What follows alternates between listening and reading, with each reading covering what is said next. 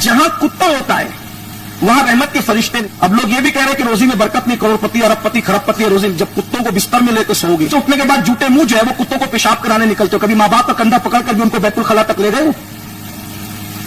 تو یہ کیوں ہو رہا ہے پتہ ہی؟ کتے بلی کو جو پیشاب کرانے نکلتے ہو, کتے بلی کو جو ہاتھوں سے کھلا رہے ہو, قدرت نے مسلط کر دیا. ماں باپ سے پیار نہیں کرے گا نا تو ایک کتے کی خدمت کر. مخلوق سے محبت کا نقطہ اٹھایا. اب اللہ کی مخلوق میں انسان بھی ہے, فرشتے بھی ہیں, ہے نا, لیکن کچھ مخلوق ایسی ہے جسے جانور کہتے ہیں. جانوروں سے کون پیار کرتا ہے؟ یہ آج کل کا فیشن ہے جو آپ کتوں سے پیار کرنے لگ گئے ہیں. لیکن کتوں سے پیار بھی آپ اللہ کی وجہ سے یا مخلوق خدا ہونے کی وجہ سے نہیں کرتے.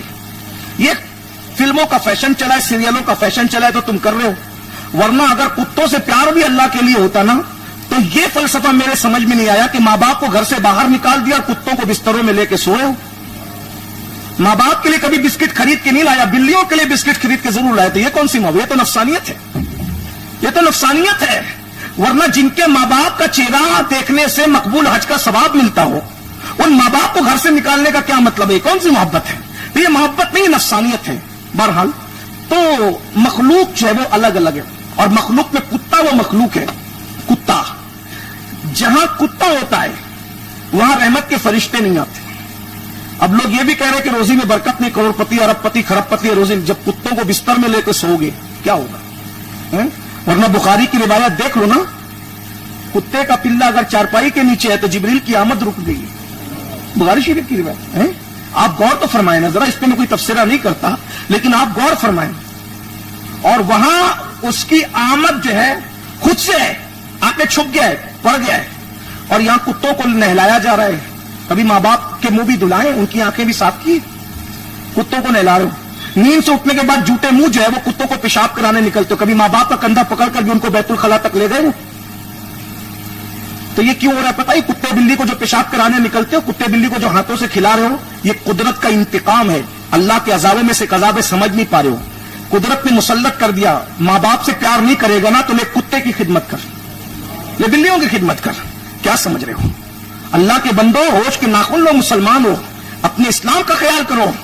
بہرحال چلیں, اگر آپ کتے سے اس اعتبار سے محبت کرتے ہیں کہ وہ اللہ کی مخلوق ہے, تو وہ جو جہاں رہنے کی چیزیں نہیں رہتا ہے, اس کو بستر میں لے کے نہیں سوتے.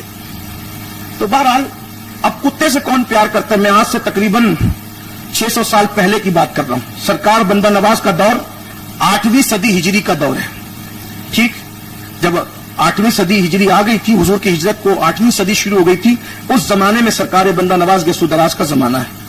اب غریب بندہ نواز مخلوق سے پیار کرنا اپنے مریدوں کو کیسے سکھا رہے ہیں, اور مخلوق سے محبت کرنے کا انداز کیسے بتا رہے ہیں. اب بتائیں, جو لوگ کتوں سے اس طریقے سے رحم کا برتاؤ سکھائیں, وہ انسانوں سے کیسے پیار کا برتاؤ سکھاتے ہوں گے. سرکار بندہ نواز گیسو دراز اپنے ملفوظات میں فرماتے ہیں, جس کو میں اپنے الفاظ کے جامع میں کچھ تصرف کے ساتھ شرح و بسط کی کائنات کے اندر آپ کے دلوں کے میز پر رکھنا چاہتا ہوں. تھوڑی دیر کے ساتھ غور سے سنیں. سرکار بندہ نواز اپنے ملفوظات میں فرماتے ہیں کہ بنی اسرائیل میں ایک عورت تھی جو رقاصہ تھی, جسم بیچتی تھی, جسم فروش عورت تھی, جسم بیچنے والی عورت تھی. اس عورت کی بدکاری, اس کی بدی بڑی مشہور تھی, بہت شہرت پا چکی تھی. نیک لوگ اس کی گلی میں جانا بھی پسند نہیں کرتے تھے, اچھے لوگ اس کی چوکھٹ پہ جانا بھی پسند نہیں کرتے تھے. اور اس بستی کے اندر ایک اللہ کا نیک بندہ ولی رہتا تھا. وہ رات و دن اپنی خانقاہ میں مصروف عبادت تھا.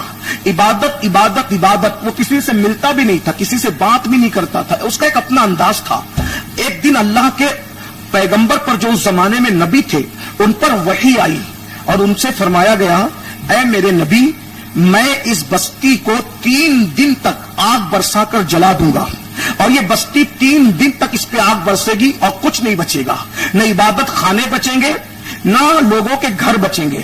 سب خانہ برباد ہو جائیں گے, سب کے گھر خراب ہو جائیں گے. نہ گھر رہیں گے, نہ گھر والے رہیں گے, نہ انسان رہیں گے, نہ کوئی اور رہے گا.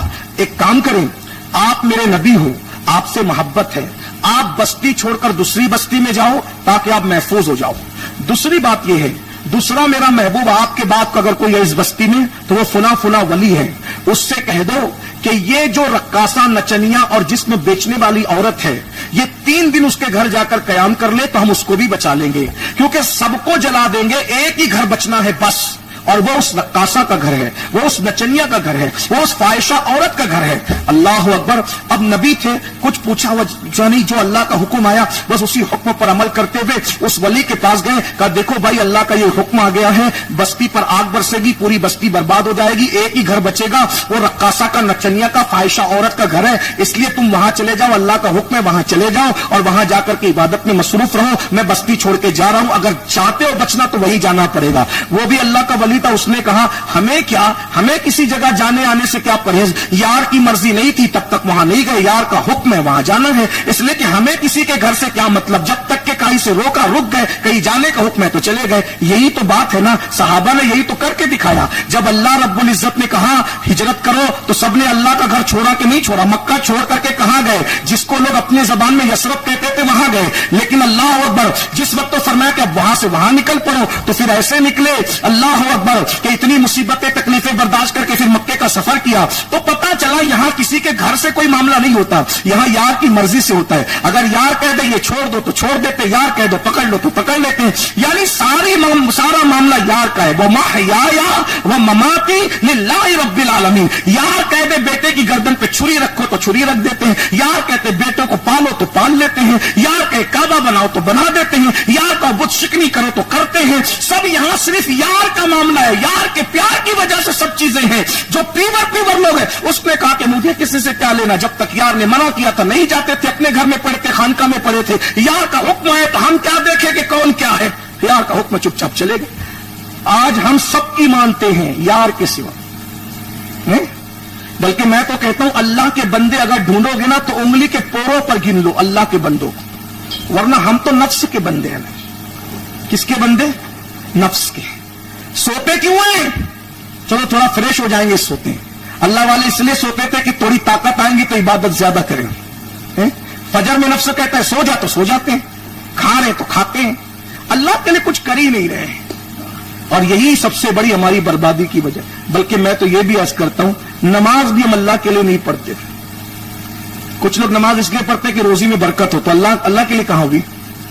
کچھ لوگ اس لیے پڑھتے کہ میں نمازی ہو جاؤں، تو اللہ کے لیے کہاں ہوا؟ کچھ لوگ وظیفہ اس لیے پڑھتے ہیں کہ میری بیٹی کو رشتہ ہے، میرے بھائی بیٹی کے رشتے کو پانے کے لیے تو نے وظیفہ پڑھا، کبھی اللہ کے لیے بھی کوئی وظیفہ پڑھا ہے کیا؟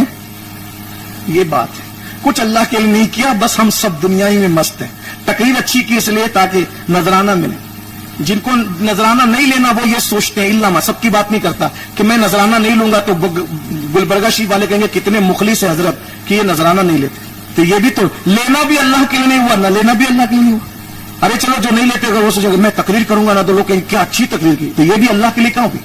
2 گھنٹہ منہ سکھایا بھائی ایک جملے کے لیے، کتنی اچھی تقریر کی۔ ارے یہ 2 گھنٹہ منہ اللہ کے لیے سکھاتا تو کہاں پہنچتا؟ سوچ اللہ کے لیے کیا کچھ الا ماشا۔ یاد رکھنا یہ شیطان کا بڑا چکر ہے کہ اس نے ہمیں اللہ والا بننے نہیں دیا، ہم نفس والے ہیں، نفس پرست ہیں، اسی لیے تو سب بربادی برباد ہے۔ اگر یہ امت اس وقت تصوف کی طرف آئے نا تو تصوف دین کا گودا ہے، مغز ہے، مغز۔ یہ صوفیاء ان کی زندگی پڑھو تو پتہ چلے، ان کی زندگیاں دیکھو تو پتہ چلے، جب سے تصوف سے ہم دور ہوئے ہیں دانش گاہوں سے بھی وہ فائدہ نہیں ہو رہا ہے، درس گاہوں سے بھی وہ فائدہ نہیں ہو رہا ہے، مسجدوں سے بھی وہ فائدہ نہیں۔ اقبال نے کہا تھا وہ سجدہ جس سے روئے زمین کانپ جاتی تھی اسی کو آج ترستے ہیں منبر و محراب۔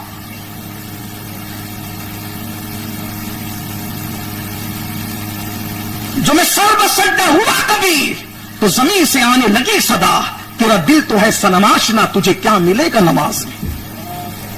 اللہ کہاں ہے؟ اللہ کے لیے کون کیا کر رہا؟ تصوف ہے جو کرو یار کے لیے کرو، بلکہ غصہ کرو تو بھی یار کے لیے کرو، یار کے لیے غصہ کرنا بھی عبادت ہے۔ ہمیں اپنے لیے تو غصہ آتا ہے، یار کے لیے کبھی غصہ آتا ہی، خدا کے لیے کبھی غصہ ہی نہیں آتا، نہ پیار اللہ کے لیے نہ غصہ اللہ کے لیے، اسی لیے سب کچھ ہو رہا ہے۔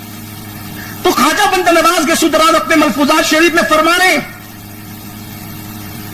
کہ وہ اللہ کا ولی جو وہ بزرگ تھا اس نے مسلح کندھے پہ ڈالا اور اس عورت اور اس رقاصہ اور نچنیا کے گھر گیا، دستک دی، اس نے دیکھا اللہ والے آپ کا بھائی مجھے حکم ہے اللہ کا کہ میں 3 دن تیرے گھر قیام کروں۔ اس نے کہا حضرت یہاں تو ایک آتا ہے دوسرا جاتا ہے، آپ کہاں رہیں گے؟ کہا ایک کونا دے دو، تو جان تیرا کام جان، مجھے اتنا ہی حکم ہے۔ وہ کونے میں چلا گیا، پردہ ڈال لیا، اس کے بعد کوئی آیا بھی نہیں کیونکہ کسی نے آنا بھی نہیں تھا۔ अल्लाह के नबी चले गए बस्ती छोड़कर, अल्लाह का वली चला गया रक्कासा के घर। आग बरसी, ऐसी बरकी कि सब जला दिया, जल थल सब जलाकर खत्म कर। 3 दिन के बाद जब आग ने तूफान मचाकर सबको खत्म करके खाकिस्तर करके जब पूरी बस्ती को वीराने में बदल दिया और जब आग ठंडी हो गई तो वो नबी तशरीफ लाए। उस अल्लाह के वली को कहा कि चलो भाई तुम भी बाहर आओ, अपनी तरफ जाओ। तो सब खत्म हो चुका था, कुछ नहीं था। अल्लाह के उस वली ने कहा ये सब क्या हो गया, सब खत्म, सब जल गए, बर्बाद हो गए, तबाह हो गए, कुछ नहीं बचा। अल्लाह से पूछो तो सही कि माजरा क्या है। उस नबी ने पूछा अल्लाह ये क्या माजरा है, सारी बस्ती तूने जला के खत्म कर दिया, इतनी नाराजगी क्यों है। तो अल्लाह की तरफ से वही आई, ऐ मेरे पैगंबर ये बस्ती हमने क्यों तबाह की, क्यों बर्बाद की, उसको सुन लो। अब बंदा नवाज के मलफूजात में अमन का पैगाम देखे, क्या बारीकी से अमन की तलकीन हो रही है। सरकार बंदा नवाज अपने मलफूज शरीफ में फरमाते हैं कि उस नबी पर वही आई, इस बस्ती को हमने क्यों जलाकर खत्म कर दिया। उसकी वजह यह है कि इस बस्ती में एक खारिश ज़दा कुत्ता आया था। वो कुत्ता जिसको खुजली की बीमारी थी, जब ये बस्ती में आया तो वो भूखा था। वो बस्ती के हर दरवाजे पे गया, किसी ने खाना नहीं दिया। खाना देना तो दूर की बात, डंडे निकाल कर उस खारिश ज़दा खुजली वाले कुत्ते को खूब मारा और बस्ती के लोगों ने मिल के मारा। कुछ लोगों ने तो मिल के मारा, कुछ मार रहे थे, लेकिन जलाया क्यों सबको। कुछ मार रहे थे, कुछ तमाशा देख रहे थे, चुप थे, बुराई पर चुप थे। मखलूक पे जुल्म हो रहा था तो उस खारिश ज़दा कुत्ते को मारा, कुछ चुप रहे। और वो खारिश ज़दा कुत्ता जब मार खा के टांग वांग टूट गई तो वो अपने आप को घसीटते हुए आया और इस रक्कासा के दीवार के साए में बैठ गया।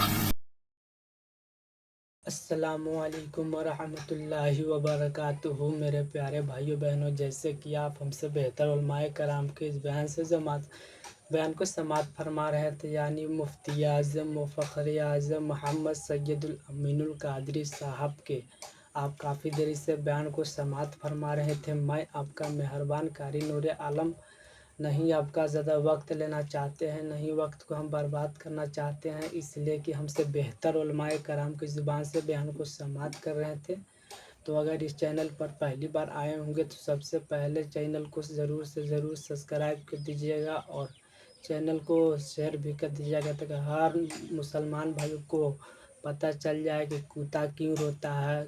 अगर घर के सामने रोता हो तो क्या परेशानी आएगा, बिल्ली रोता हो तो क्या परेशानी आएगा, ये सब आपको कुछ मालूम नहीं है। लेकिन इंशाअल्लाह आज के जो बयान है ये आप अगर शुरू से एंड तक देखे होंगे तो आपको मालूम चल गया होगा कि ये कुत्ता और बिल्ली की चीज़ से रोती है। ऐसा नहीं है कि घरों में परेशानी आ जाएगा, ऐसी कोई बात नहीं है। लेकिन कभी कभी होता है कि जैसे आपने संकेत किए कि आज ये हो सकता है तो हो भी जाएगा, इसका कोई गारंटी नहीं है। तो देखिए लोग कुत्तों को पालना शुरू कर देते हैं अपने माँ बाप को छोड़कर। तो देखिए कुत्तों को पालिए मत, आप लोग अपने माँ बाप को परवरिश ज़्यादा रखिए, कुत्तों को भी पालिए। मैं ये नहीं कर रहा हूँ कि आप लोग मत पालिए, तो कुत्तों को पाल सकते हैं, उसमें दिक्कत की बात नहीं है, लेकिन अपने माँ बाप को ख्याल रखिए। और अगर इस चैनल पर पहली बार आए होंगे तो चैनल हमसे बेहतर उलमाए कराम की ज़ुबान से इस सब डिटेल इन्फॉर्मेशन सब आप लोग को मिल गया होगा। तो खुदा हाफिज़, दुआओं में याद रखिएगा।